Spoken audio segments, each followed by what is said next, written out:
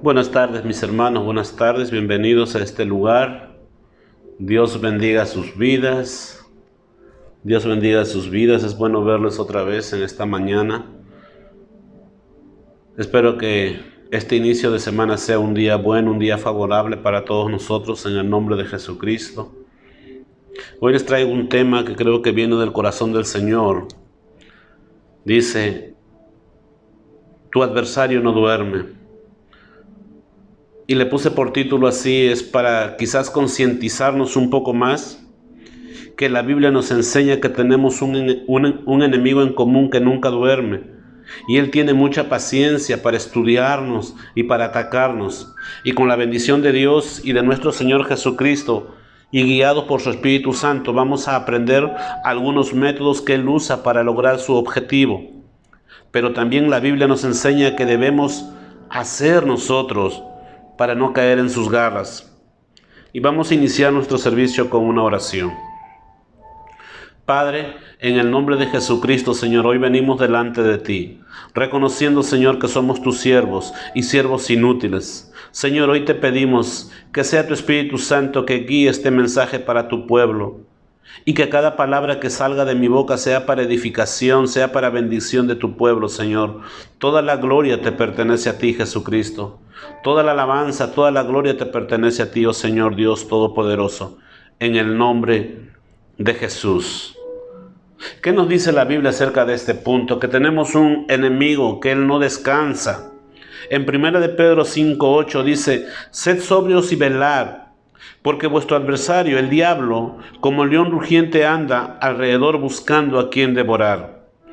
La Biblia nos recomienda o nos exhorta a que seamos sobrios, que estemos lúcidos, que estemos conscientes, que no estemos adormecidos por los afanes de esta vida o cualquier otra situación que te mueva a no obedecer a tu Señor. La Biblia nos enseña que como creyentes vamos a pasar muchas pruebas, mis amados hermanos. Pero ¿qué nos dice el apóstol Santiago acerca de las pruebas? En Santiago 1:12 dice: hermanos míos, tened por sumo gozo cuando os halléis en diversas pruebas. Tener por sumo gozo cuando os halléis en diversas pruebas. Las pruebas, mis amados hermanos, no es para pensar que Dios es malo y Dios nos castiga, sino más bien es para que el creyente genuino tenga la oportunidad de glorificar a Dios, tenga la oportunidad de ejercitar su alma para cumplir el propósito que Dios ha determinado en nuestras vidas. Hay una recompensa para todo aquel que vence las pruebas. Pueden ser enfermedades, pueden ser situaciones económicas, puede ser en nuestras familias, familiares no convertidos o quizás hijos que tenemos que están pasando situaciones difíciles. Pero la prueba tenemos que entender que es parte de la vida. Y cualquiera que ha decidido seguir a Cristo entiende que la vida cristiana es una vida de pruebas hasta el día de la muerte. Que entreguemos nuestro espíritu a Dios, así como nuestro Señor Jesucristo lo hizo. Padre, en tus manos encomiendo mi espíritu. ¿Por qué? Porque el enemigo que tenemos en común tú y yo quiere zarandearte hasta que renuncies a tu fe. O vivas adormecido pensando que sirves a Dios cuando en realidad te sirves a ti mismo o estás sirviendo al mismo Satanás. En Lucas 22:31, hablando nuestro Señor Jesucristo, dice: Simón, Simón, he aquí Satanás os ha pedido para zarandearos como a trigo. O sea, para desgarrarte, para hacerte sentir que tú no eres trigo sino cizaña, para hacerte sentir que tú no vales la pena, para hacerte sentir que Dios no escucha tus oraciones. Mi amado hermano, tenemos un acusador en común, que Él hasta el día que tú partas, hasta el día de tu éxodo, hasta el día que tú salgas de este cuerpo, Él va a estar acusándote, intentándote acusar todo el tiempo. Ahora, este mensaje no es un mensaje de evangelista, sino es un mensaje para todos los que hemos decidido aceptar a nuestro Señor Jesucristo. a todo lo que hemos decidido seguir esta profesión de fe, a todo lo que hemos decidido agradarle a Él día a día. Pero ¿qué dice el Señor? ¿Qué contestó el Señor ante eso? Pero yo he rogado, dice, por ti, que tu fe no falte. Yo he rogado por ti, que tu fe no falte. Y tú, una vez vuelto, confirma a tus hermanos. Él dice, Jesucristo dice que Él está orando para que tu fe no falte. No dice para que no vengan las pruebas, ni te zarandee el adversario, sino que en medio de las pruebas tú seas fortalecido por el Señor. Jesús está a la diestra de Dios intercediendo por cada uno de nosotros para que tengamos ganas de orar, ganas de meditar en las Escrituras, porque Él dice para que tu fe no falte. Pero nosotros sabemos como creyentes que la fe viene por el oír y el oír la palabra de Dios. ¿Y cuál es el propósito? El propósito es de que tú hables de esto a tus hermanos débiles en la fe. Que testifiques de lo que Jesús ha hecho por ti, mi amado hermano. Que la vida cristiana está llena de pruebas. Así es que no podemos ser de doble ánimo, porque el diablo va a tratar de destruir y tratará de destruir aún a sus escogidos. Y hoy vamos a ver los métodos que él usa para destruir al pueblo de Dios, para intentar destruir aún a los escogidos. Una de las estrategias que usa el adversario es cuando no nos tienta en nada, no tentándonos en nada, o más bien retirándose por un tiempo con el fin de volver contra ti en la hora menos pensada. Y esa es una de las estrategias más peligrosas. ¿Por qué? Porque te acostumbras a vivir como si Él no existiera. Vives una vida cristiana light, obedeciendo lo que dicen tus propios principios o lo que dice la cultura, aceptando lo que dice la cultura sin alzar la voz. Aceptamos lo que dice la cultura, así vaya aún en contra de los preceptos establecidos por Dios. Y nosotros nos quedamos mudos, nos quedamos callados, no hablamos de todo aquello. La Biblia nos enseña que cuando Satanás tentó a nuestro Señor Jesucristo, lo dejó por un tiempo. Y así es como opera el adversario. Cuando uno viene a los pies de Cristo, cuando Dios en su eterna misericordia nos trae hacia los pies de Jesucristo, que Él es el único mediador entre Dios y el hombre. Y nuestro Señor Jesucristo dice, al que a mí viene yo no le echo fuera. Pero el adversario va a tratar de destruir.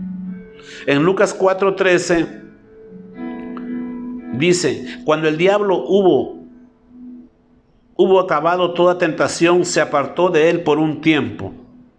Entonces a veces nos confiamos pensando que todo está bien, pero nosotros sabemos como creyentes que vivimos en una constante lucha espiritual y Él quiere destruir a todos los que hacen de Jesús su Señor y Salvador. ¿Y qué es lo que nos dice nuestro Señor Jesucristo? Que perseveremos en este camino, ya que nuestro adversario busca destruirnos. Pero mira cómo se hace esto. Mateo 26:41 dice las Escrituras: velad y orad para que no entréis en tentación. El espíritu a la verdad está dispuesto, pero la carne es débil.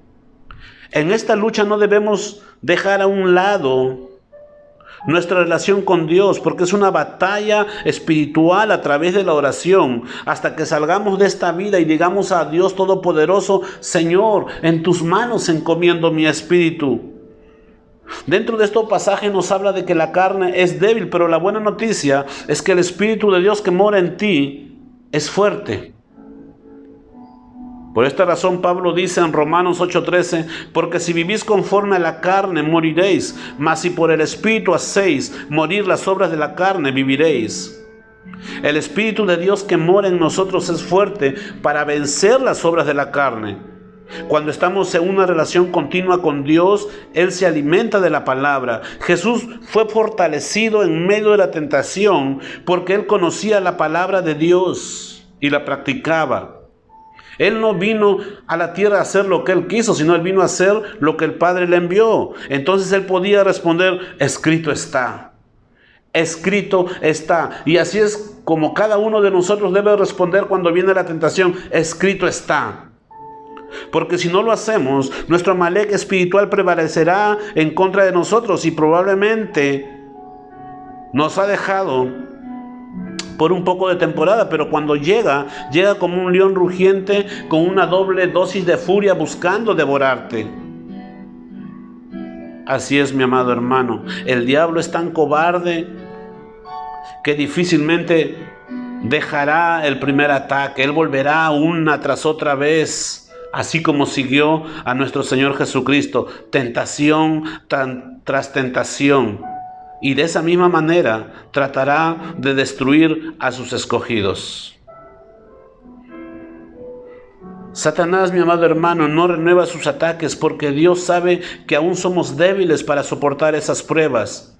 Y Dios no le permite hacer nada. Nada de lo que pasa en este mundo está fuera de control de las manos de Dios. Este mundo no se mueve sin que Dios lo autorice. Mis amados, vivimos una batalla espiritual. Cuando sientas que te caigas en ese sueño espiritual, en esa pereza, en ese cansancio, dile a tu alma, como dijo el salmista: ¿por qué te abates, oh alma mía, y te turbas dentro de mí? Espera en Dios. ¿Por qué te abates, oh alma mía? Confía en Dios. O dile como Jesús le dijo a sus discípulos: levántate y ora. O dile como Dios le dijo a Elías: sal de esa cueva, alma mía, sal de esa cueva. Eso es lo que tienes que decirle tú a tu alma. Y así es como Satanás usa este método para distraerte, haciéndote creer muchas veces que Él no existe. Él es un enemigo que ha estudiado a la creación por más de 2000 años. Y Él trata de destruirte. Como Él no puede hacer nada en contra de Dios, lo que intenta hacer es destruir a la creación de Dios. Mis amados hermanos, esta lucha que tenemos espiritual es más real que esta lucha que tú puedes ver, que esta lucha física. Muchas veces el adversario, el otro método que usa también es tentarnos a través de nuestros amigos, a través de nuestros familiares. Es una de las herramientas más comunes de Satanás para alejarnos del propósito de Dios. Cuando Él no puede hacerte desfallecer a ti mismo, cuando Él no puede hacerte renunciar a tu fe, cuando Él no puede atacarte porque traes una cobertura especial de parte de nuestro Señor Jesucristo, Él intentará destruirte usando a otros. Por ejemplo, en la creación, Él utilizó a Eva. Y también persuadió a la esposa de Job para hacerle la invitación de decir: maldice a tu Dios y muérete. Y hasta utilizó la boca de Pedro para persuadirlo de que no subiera a la cruz cuando el Señor anunció su muerte. Entonces el adversario, es normal que él utilice a nuestras familias. Va a utilizar a nuestros amigos, seres queridos, quizás padres, quizás madre, quizás hermanos o quizás hijos. En Mateo 16:22, hablando en el caso de Pedro, dice: entonces Pedro, tomándole aparte, comenzó a reconvenirle diciendo: Señor, ten compasión de ti. En ninguna manera esto te acontezca. Son palabras sutiles, palabras elocuentes, palabras convincentes, palabras que aparentemente se ven bonito. Porque le estaba diciendo a Jesús: nosotros no vamos a permitir que tú subas esa cruz. No vamos a permitir que tú pases ese sufrimiento. Satanás estaba utilizando la boca de Pedro para que nuestro Señor Jesús de esa manera declinara de esos sufrimientos que iban a venir, los cuales podrían preservarnos de sufrir la venganza del fuego eterno. Y de esa misma manera influirá en tu vida. Va a usar a muchos familiares, a muchos conocidos, amigos tuyos, o quizás tu propia familia. Él usa la boca de los familiares, de los amigos, o quizás muchas veces también va a usar los miembros de la iglesia, que muestran apariencia de piedad, pero que en realidad no son nada piadosos. Él usa hasta tu familia cuando no pueden movernos. Él usa a tus familiares. Él usa a nuestros amigos más influyentes en nosotros para disuadirnos de no caminar por el camino estrecho. ¿Por qué tanta oración? ¿Por qué tanto discipulado? No necesitas ir tanto. No te apasiones. Mi hermano, este camino estrecho es el único que conduce a la vida eterna. ¿Y cuál es la respuesta que debemos dar nosotros? Como nuestro Señor Jesucristo en Mateo 16:23. Quítate de delante de mí, Satanás. Me eres tropiezo, porque no pones tu mira en las cosas de Dios, sino en las cosas de los hombres. Él estaba viendo el dolor que Jesús iba a soportar temporalmente, pero no miraba la gloria venidera a causa de ese dolor temporal. Él no miraba la salvación de las almas. Él estaba viendo ese momento, esa acción, eso que iba a pasar.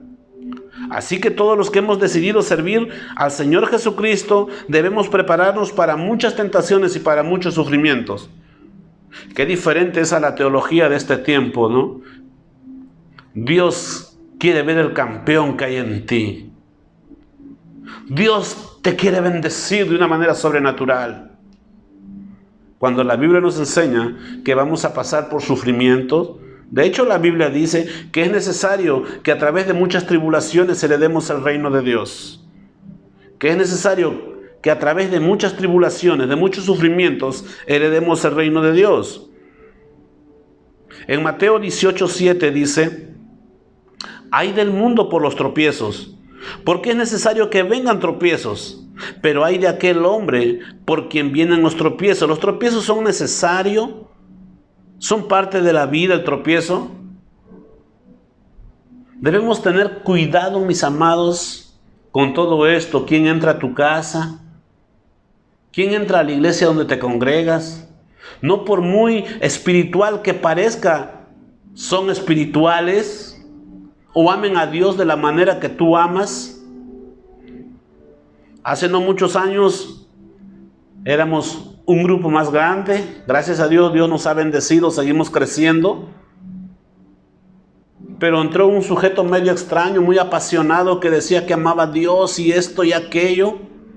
Lo que hizo fue distorsionar, llevarse a 4 familias, o 5 quizás, pero al final esas familias se separaron de este personaje.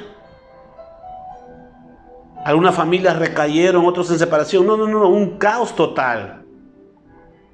Un caos total. Es triste, pero es real. A veces no nos gusta enfocarnos en las cosas del Señor, y por más que traigan frases muy elocuentes, fueron tropiezos para esas familias. Pero ¿qué dice la Biblia? ¿Los tropiezos son necesarios? Claro que lo son. Pero hay de aquel hombre por quien viene el tropiezo.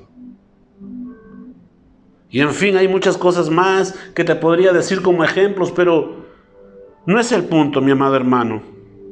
El adversario usa a toda persona que se deje usar, a toda persona que tiene un corazón orgulloso, un corazón resentido, un corazón de avaricia, un corazón que no ha sido rendido al Señor.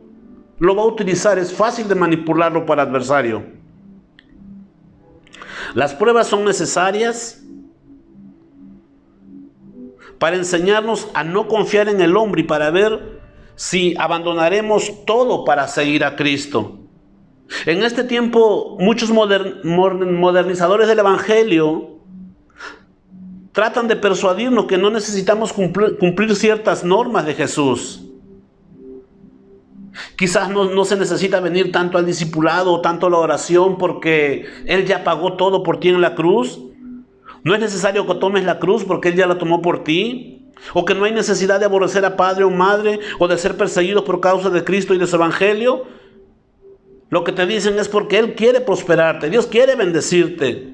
Y Jesús dice todo lo contrario. Jesús en Mateo 10:38, el que no toma su cruz y sigue en pos de mí no es digno de mí. No es digno de mí. El que no está dispuesto a tomar la cruz de Cristo y seguirle, no es digno de mí, dice el Señor.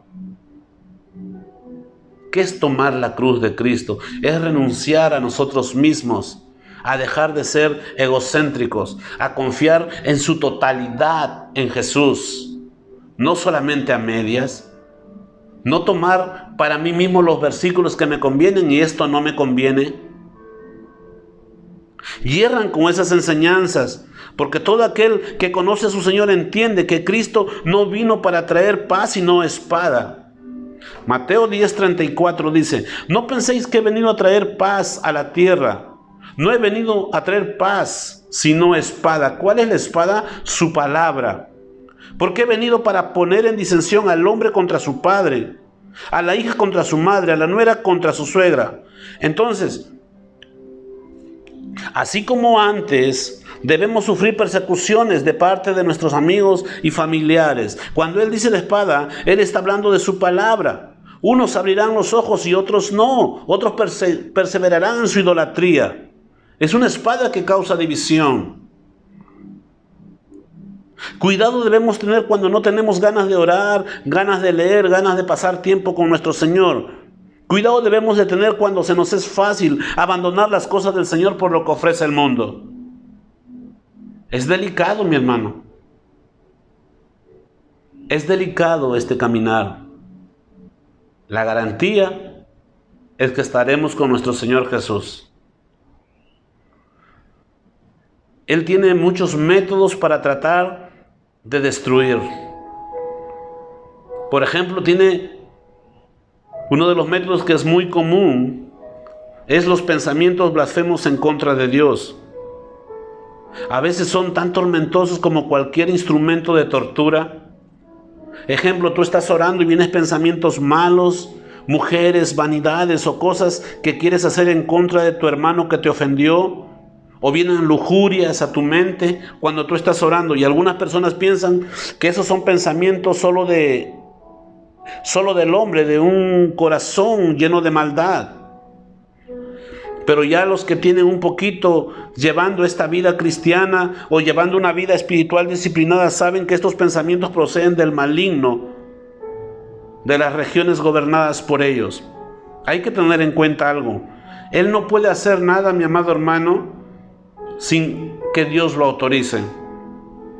Ejemplo, en el caso de Job, Job capítulo 1, verso 12 dice, dijo Jehová a Satanás, he aquí todo lo que tiene está en su mano, solamente no pongas tu mano sobre él. Y salió Satanás de delante de Jehová. Está hablando de Job, que le estaba dando permiso para que le quite todo lo que tenga, pero no podía tocar su vida.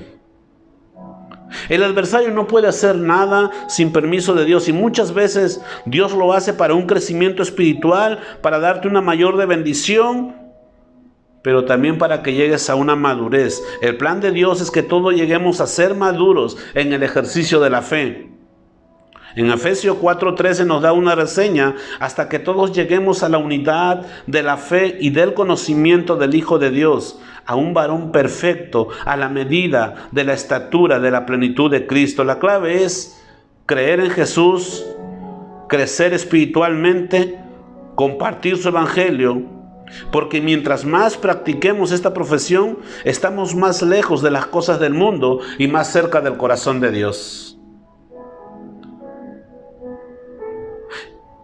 Y eso es lo que se te enseña en las charlas del discipulado.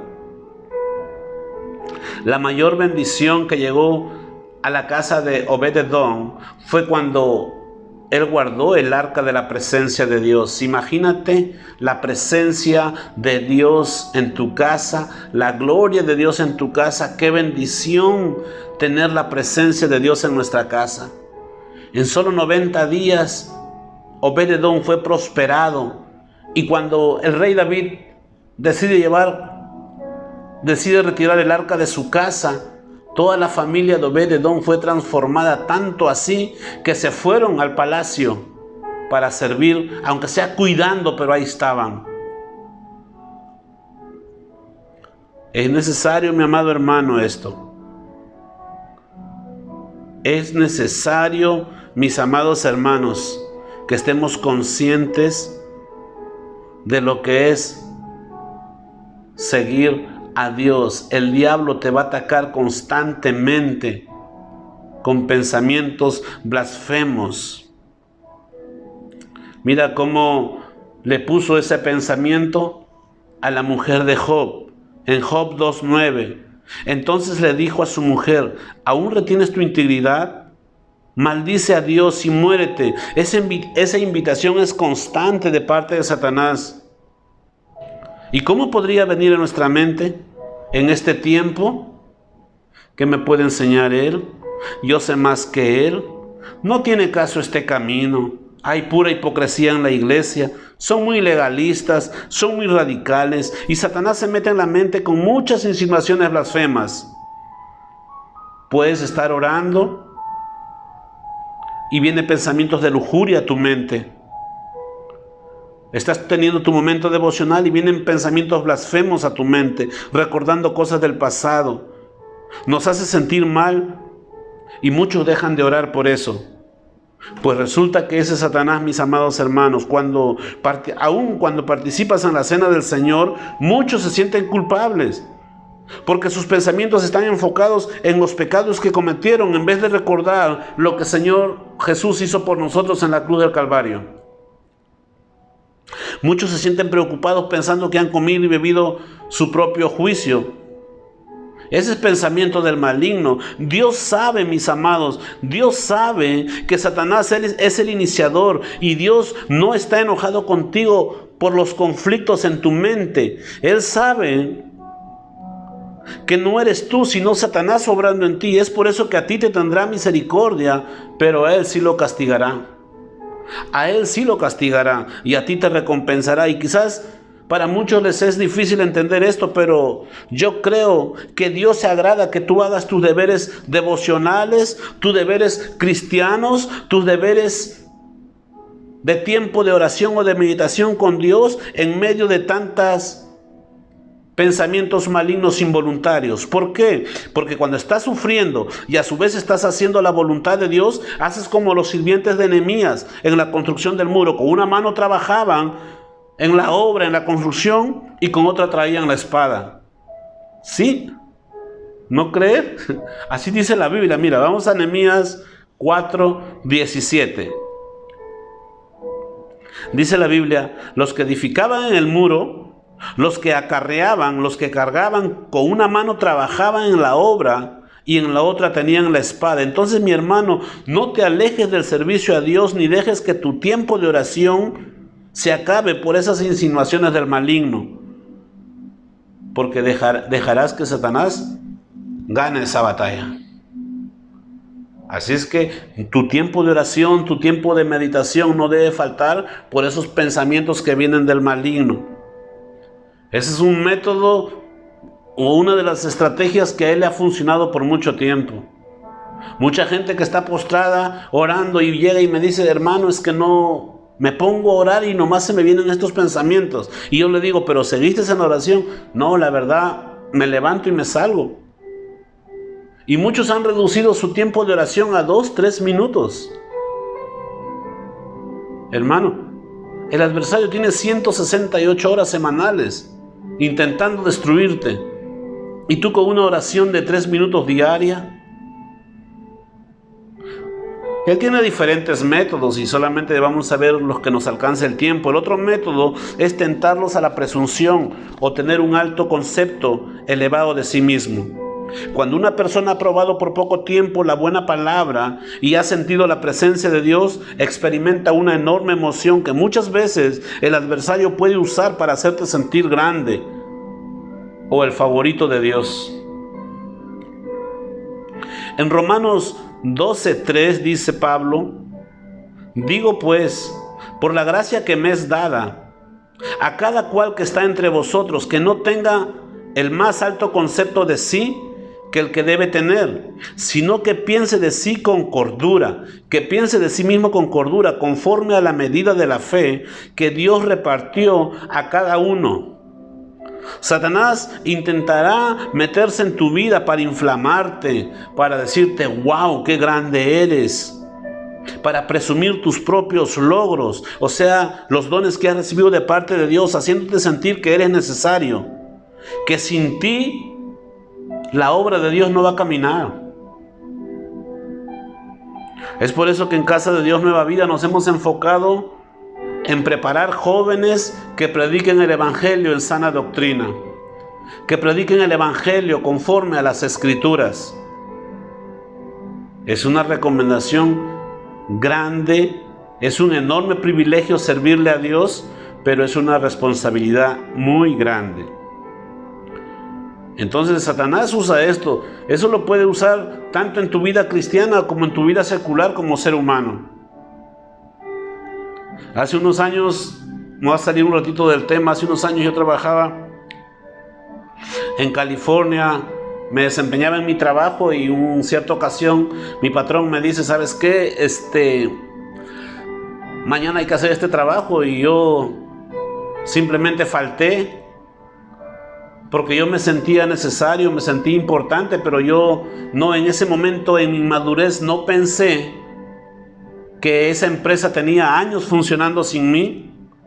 Pero en ese momento se me nubló la mente y actué de esa manera así. Al cabo de unos días, de unos meses, me encuentro con el patrón y me dice, Jorge, es que sí te necesitaba, pero tú tenías que doblar tu orgullo y venir. Y muchas veces así pasa en nuestra vida.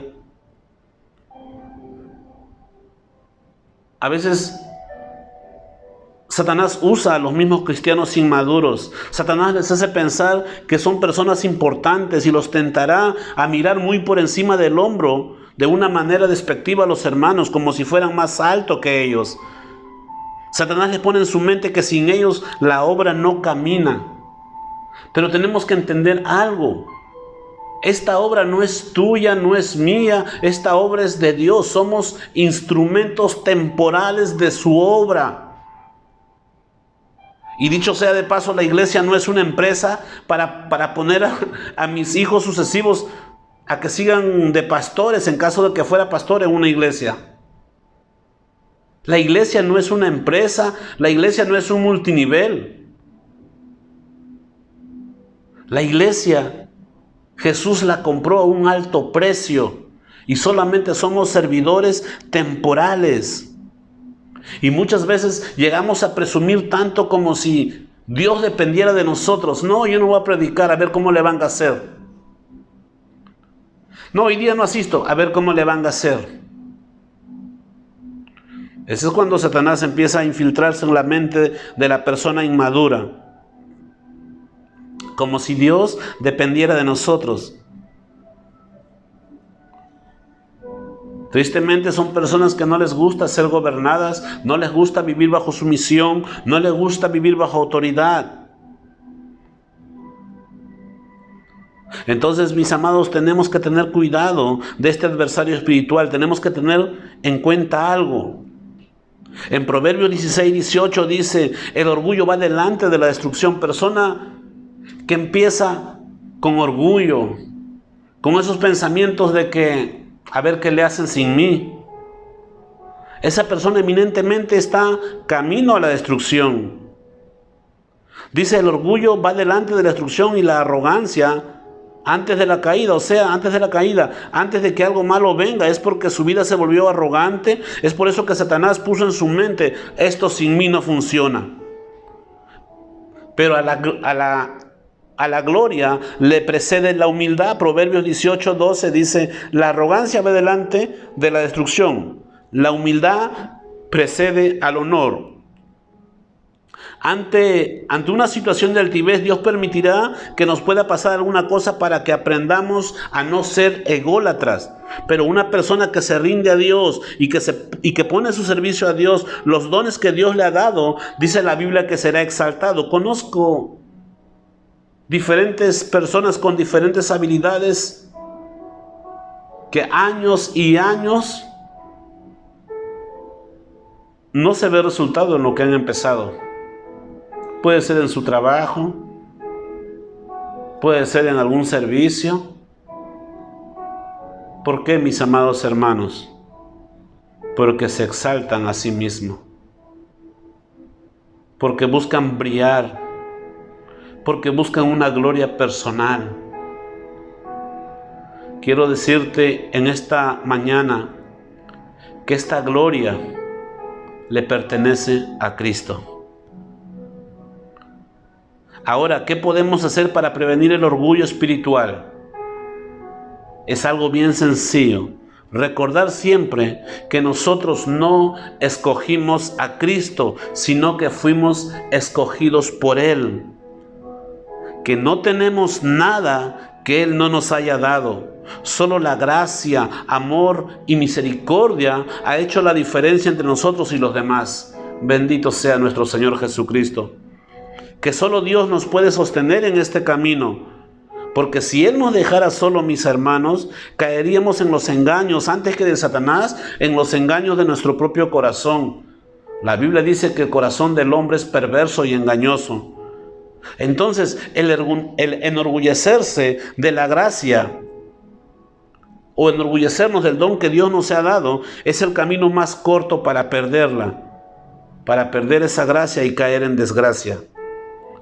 Santiago 4:6 dice así: pero Él da mayor gracia. Por esto dice, Dios resiste a los soberbios. Dios mira de lejos a los soberbios, a distancia, pero favorece a los humildes, pero da mayor gracia a los humildes. Entonces debemos orar fervientemente al Dios Todopoderoso, que podamos aprender de Cristo a ser humildes y mansos. Que su gracia, debido a la maquinación de Satanás, no se convierta en nuestro propio veneno, sino que cada uno de nosotros piense con buen juicio según la medida de fe que Dios nos ha dado a cada uno. Bendito sea nuestro Creador. Bendito sea nuestro Señor Jesucristo. En fin, hay diferentes métodos. El otro método que también a muchos los lleva a la desesperación. Cuando Dios despierta a cada uno de nosotros, de los que Dios ha despertado, de las consecuencias del pecado, de los terrores de la ley, y su Espíritu Santo nos convence de pecado a fin de llevarnos a Cristo para mostrarnos la necesidad de un Redentor, ahí es cuando ataca el adversario y hace que tú dejes a un lado esas convicciones y hace al pecador dudar de que Jesús puede interceder por nosotros y hallar misericordia delante de Dios. De esa misma manera, a nuestro Señor Jesús lo dirigió a que se preguntara si Él era hijo de Dios. Él intentó hacerlo dudar. ¿Se acuerdan de las tentaciones de Jesús? Si eres hijo de Dios, haz esto, haz aquello. Mira cómo le habla. Si eres hijo de Dios, Él lo que está haciendo es intentar hacerlo dudar. Cuando nuestro Señor Jesús ayunó los 40 días en Mateo capítulo 4 verso 3, ahí viene el tentador. Si eres hijo de Dios, en el 6 otra vez, si eres hijo de Dios, si eres hijo de Dios, ¿por qué pasas hambre? Si eres hijo de Dios, ¿por qué te sucedió esto? Si eres hijo de Dios, ¿por qué te enfermas? Satanás sabe la Biblia y no por lo que la haya estudiado. Eres un personaje lúgubre, pero al fin es un personaje que participó en toda la historia rebelándose contra Dios. Y ahora él trata de dañar la creación de Dios. Como no puede atentar contra Dios, atenta contra su creación. Y cuando Jesús estaba en la cruz pasó algo similar. En Mateo 27:40 dice: tú que derribas el templo en 3 días, lo reedificas, sálvate a ti mismo, si eres hijo de Dios. Mira, si eres hijo de Dios. Satanás va a intentar hacerte dudar. Si eres hijo de Dios, desciende de la cruz. Sin duda, de esa misma manera, el maligno llenó la mente del apóstol Pablo cuando no comió ni bebió por 3 días en su primer encuentro con Jesús. Pablo sabía todo porque él fue ministrado por nuestro Señor Jesucristo. Ahora Pablo, con esa autoridad, dice: para que Satanás no gane ventaja alguna sobre vosotros, pues, dice, no ignoramos sus maquinaciones. No ignoramos. Él sabía todo lo que iba a hacer Satanás. Y eso es lo que él trata de hacer a cada persona que ha aceptado a Cristo como Señor y Salvador, llevarlos a la desesperación. Pero como creyente no debemos permitir que Él nos guíe a la desesperación. que Él nos guía a la desesperación o de no poder encontrar misericordia. ¿Sabes por qué? Porque en Jesús hay misericordia. Dice la Biblia que sus misericordias son nuevas cada mañana. Si hoy tú te arrepientes de todo lo que has hecho en el pasado, déjame decirte que Jesús te recibe. Si hoy tú te arrepientes de todo lo que tú has hecho, le reconoces como Señor y Salvador, Jesús te recibe. Esto no se trata de cuántos pecados tú tengas, mis amados hermanos. Esto no se trata de los enormes pecados de todos los colores que tú quieras. Sino se trata de la falta de arrepentimiento por causa de la incredulidad. Eso solo evidenciará la causa de nuestra ruina. Aunque la cantidad de nuestros pecados sean grandes, sean del color que quieras, sea rojo, verde, azul, los méritos de Jesucristo son infinitamente mayores. Él puede limpiarnos de todo pecado y su sangre nos deja más blancos que la nieve. A Jesucristo sea la gloria. A Jesucristo sea la gloria.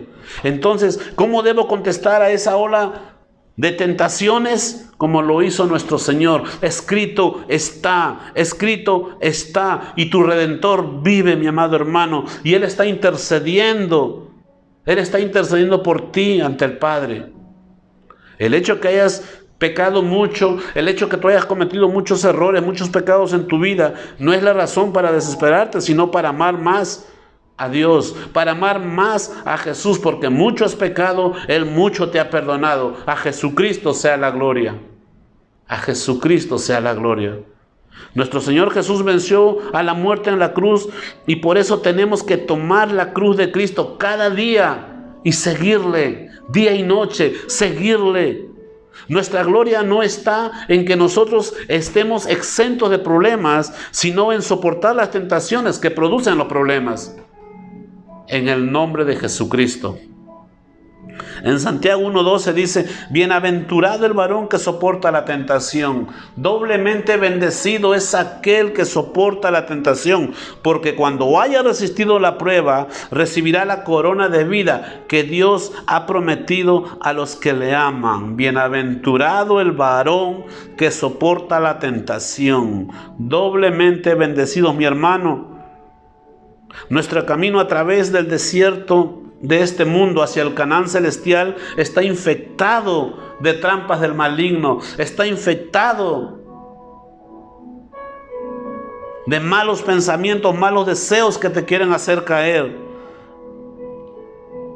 Entonces, mi amado hermano, tenemos que perseverar en este camino, tenemos que continuar esta batalla. Mateo 24:13 dice: el que persevere hasta el fin será salvo. El que persevere hasta el fin será salvo.